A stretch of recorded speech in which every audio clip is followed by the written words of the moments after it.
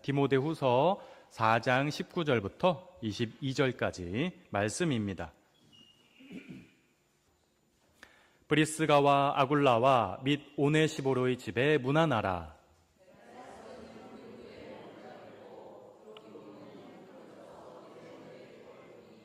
너는 겨울 전에 어서 오라. 으블로와 부데와 리노와 글라우디아와 모든 형제가 다 내게 문안하느니라.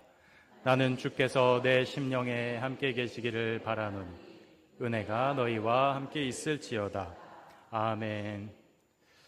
우리 지지난주 바울 서신 몇 편을 살펴봤고요. 오늘은 나머지 후반부에 있는 바울 서신을 한번 보도록 하겠습니다.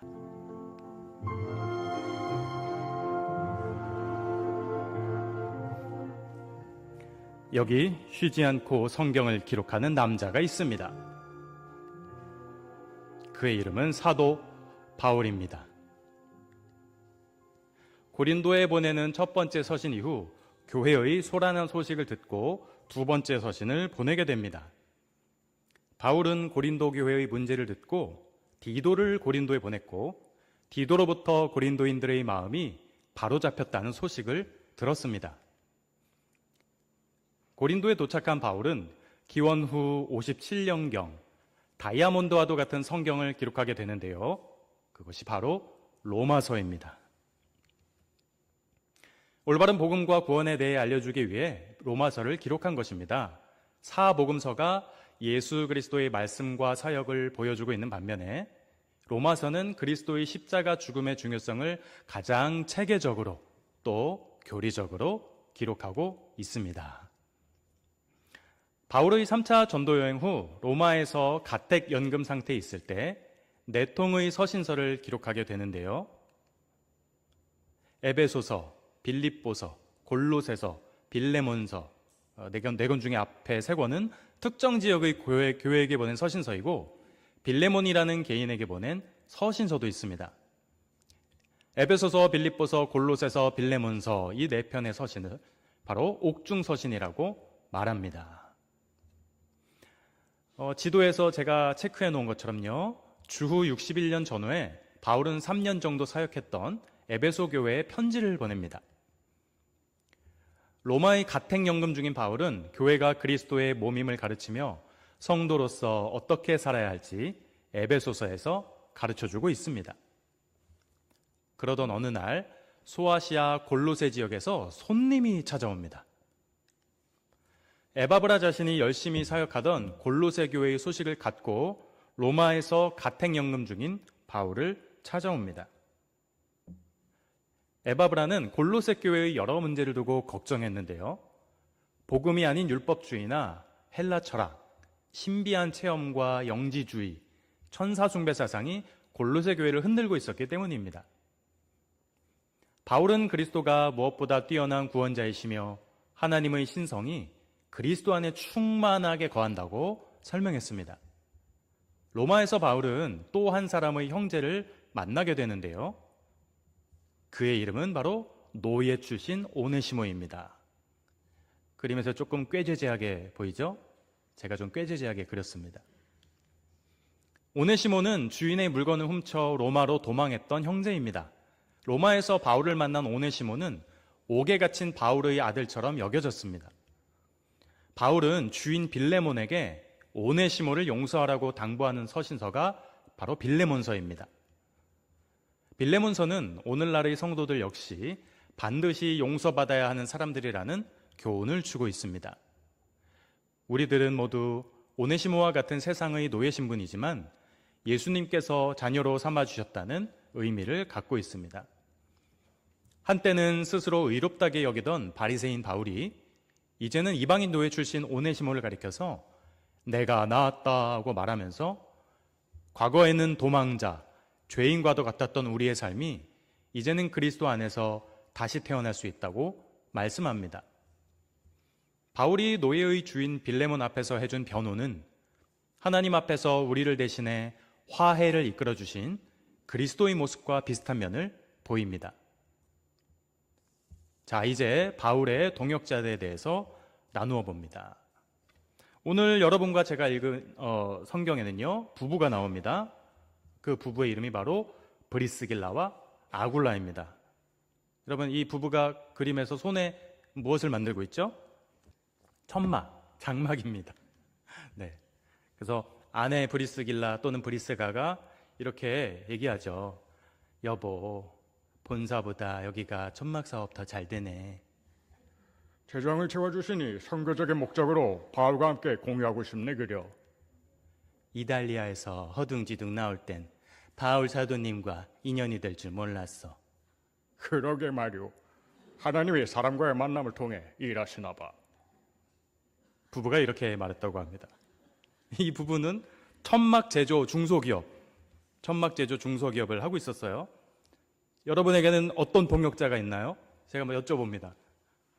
내가 정말 교회 사역하면서 교회 부서에서 봉사하면서 이 사람과 일하면 정말 힘이 난다. 같이 천막을 만드는 이 부부의 심정처럼 너무 격려가 되고 힘이 난다. 아니면은 여러분 집에 있는 우리 배우자를 볼 때마다 배우자의 그 한마디로 인해 어쩜 그렇게 내 마음을 잘 아는지. 저는 오늘 브리스가와 아굴라 이 부부를 설명을 해드립니다. 오늘 본문 19절 20절에는 이렇게 기록되어 있죠. 우리 같이 한번 읽어봅니다. 시작. 브리스가와 아굴라 및 오네시보로의 집에 문안하라. 에라스도는 고린도에 머물러 있고. 네, 이렇게 기록되어 있죠. 자, 이 부부는 제가 말씀드린 대로 천막을 만드는 부부였어요. 아주 좀 잘 됐던 것 같습니다. 그래서 뭐 대기업까지는 아니더라도 중소기업 정도까지는 올라간 것 같아요. 디모데 사도행전 18장 26절에 보면 이 부부에 대해서 이렇게 기록되어 있습니다. 브리스길라와 아굴라가 듣고 데려다가 하나님의 도를 더 정확하게 풀어 이르더라. 바울이 가르친 겁니다. 그러니까 어떤 성경에는 사도행전엔 브리스길라, 또 어떤 디모데후서에는 브리스가, 그러니까 같은 사람이에요. 그러니까 애칭일 뿐입니다. 여러분 남편에게 연애할 때 또는 아내에게 애칭이 다 있지 않았을 거 아니에요? 브리스가, 브리스길라, 하나는 이름이고 하나는 애칭입니다. 여러분이 아내에게 연애할 때 그 따뜻한 목소리로 뭐 자기야라고 말을 했던 남편에게, 아니면 이렇게 남편의 이름 한자를 따서 애칭을 만들었건 그런 식으로 브리스길라와 브리스가는 애칭과 본명 사이에 있는 겁니다. 그런데 이 사도행전을 보면은 이들에게 바울이 뭐를 정확하게 풀었다고요? 하나님의 도를. 그러니까 기업을 하는, 중소기업을 하는 사람들이 교인으로 왔고, 바울은 따뜻하게 하나님의 나라에 관해서 가르쳐 주었고, 그들이 아마 영접을 한 것 같아요. 나중에 이 부부가 바울의 선교 사역에서 가장 큰 동역자가 됩니다. 여러분에게는 어떤 동역자가 있나요? 인생을 걸어가면서 늘 나에게 힘이 되어주는 동역자, 믿음의 동역자, 세상적인 동역자 말고요. 같이 뭐 돈을 갖고 사업을 하는 동업자도 있지만 하나님 나라 안에서 동역을 하는 동역자도 있지 않겠습니까?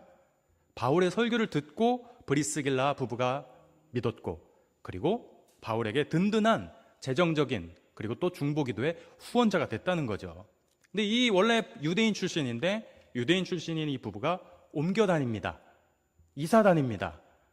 아니 구리에 이사 온 지 얼마나 됐다고 또 이사가, 다 이유가 있는 겁니다. 왜요? 로마 황제 글라우디오가 유대인을 축출하기로 마음먹습니다.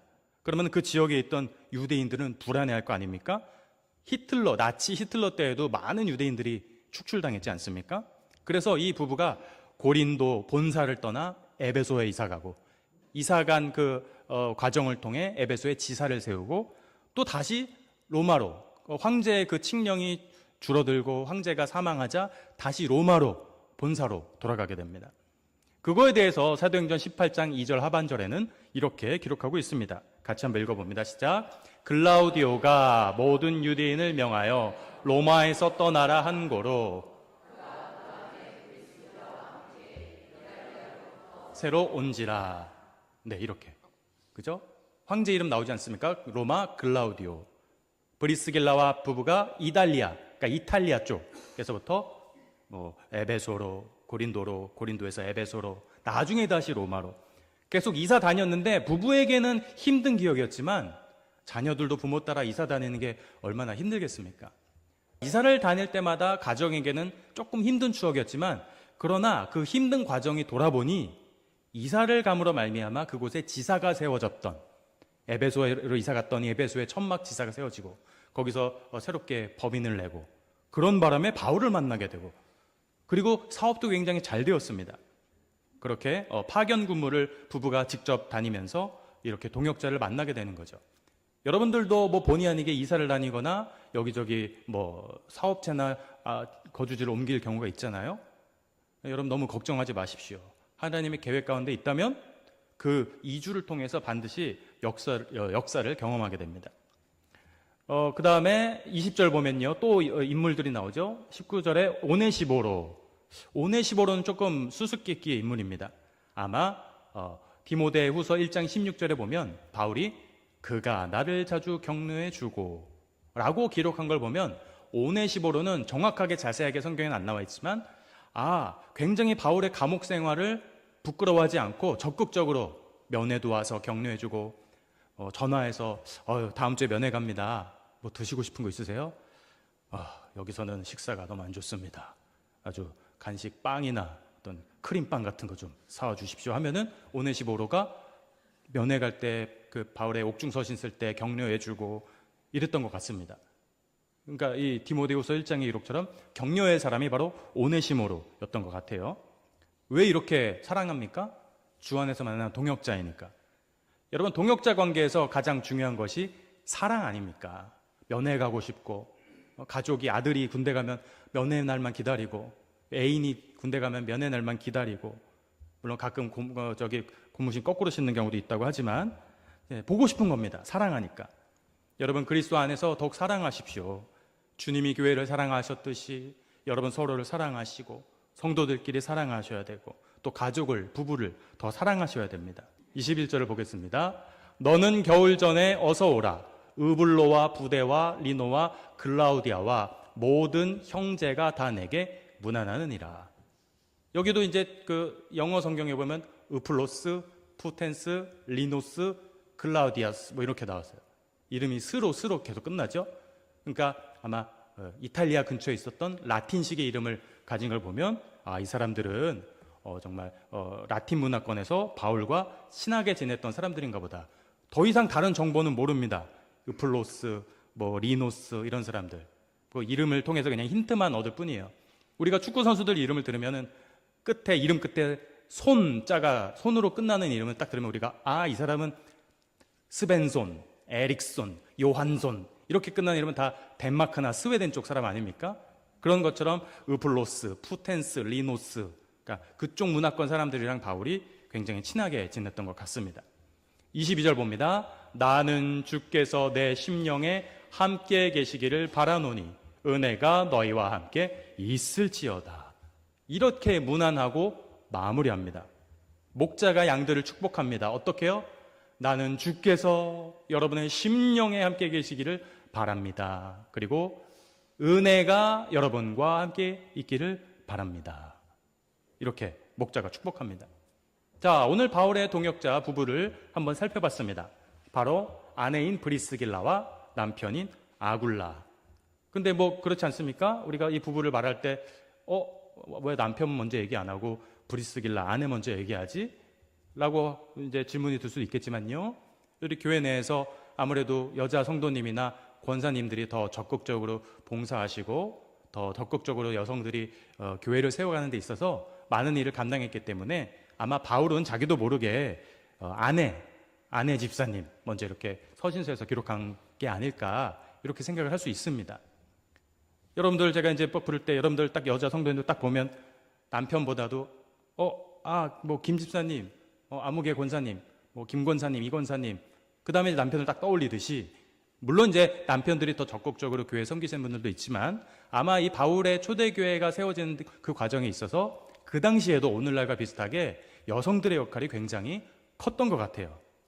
자, 오늘 여러분 브리스길라와 아굴라 이 두 부부가 바울과 끈끈하게 동역자의 모습을 이끌어 나갔던 걸 보면서 하나님은 우리에게 정말 하나님 안에서 세상 일을 감당하는 데 있어서, 그리고 교회를 감당하는 데 있어서 이 동역자 인식이 얼마나 중요한가라는 것을 생각해 보게 합니다.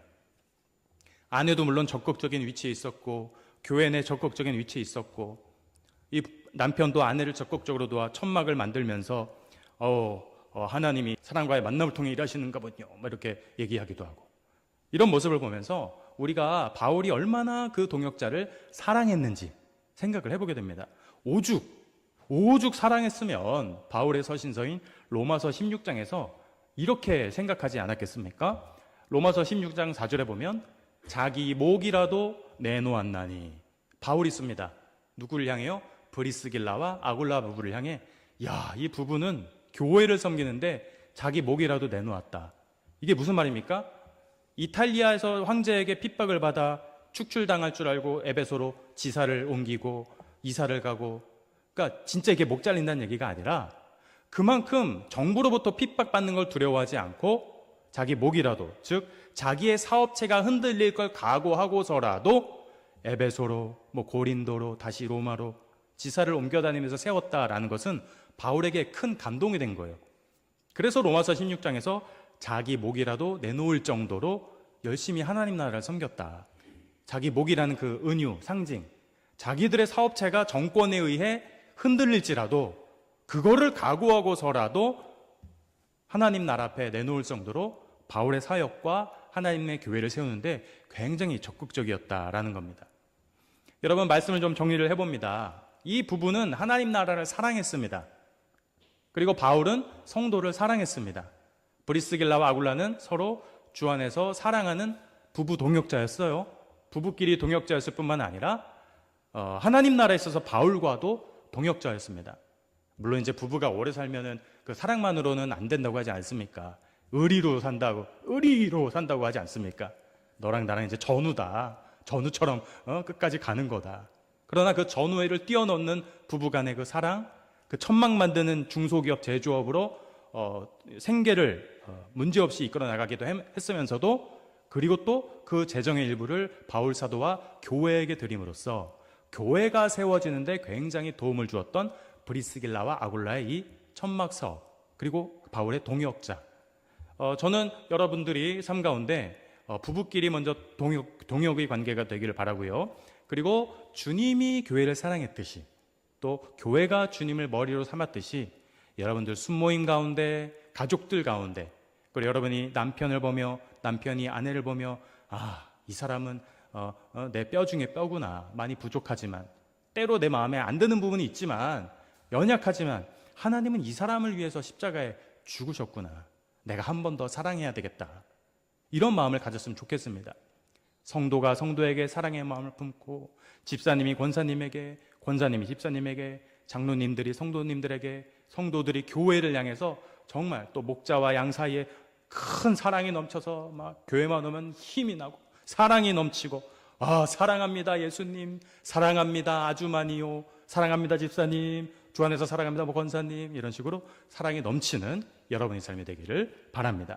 이 시간을 같이 찬양하며 나아가도록 하겠습니다. 사랑합니다 나의 예수님, 사랑합니다 그것뿐이에요, 그것뿐이에요. 사랑한다 내 딸아, 사랑한다 내 딸. 내가 딸을 잘 아노라, 내가 너를 잘 아노. 사랑한다 내 딸아, 사랑한다 내 딸아. 내게 축복을, 내게 축복 더하노라. 다 표현 못해도, 다 표현 못해도, 다 표현하리라. 다 고백 못해도, 나 고백하. 다 할 수 없어도,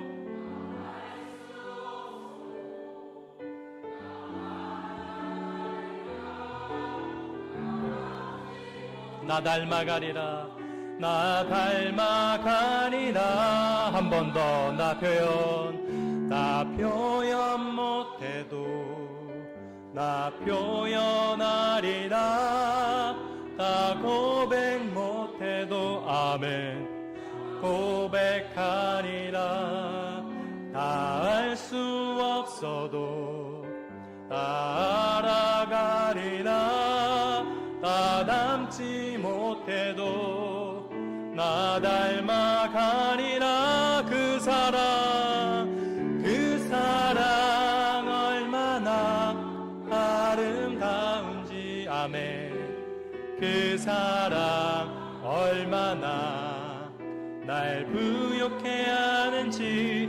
그 사랑 얼마나 크고 놀라운지를. 그 사랑 얼마나 나를 감격하게 마지막으로 그 사랑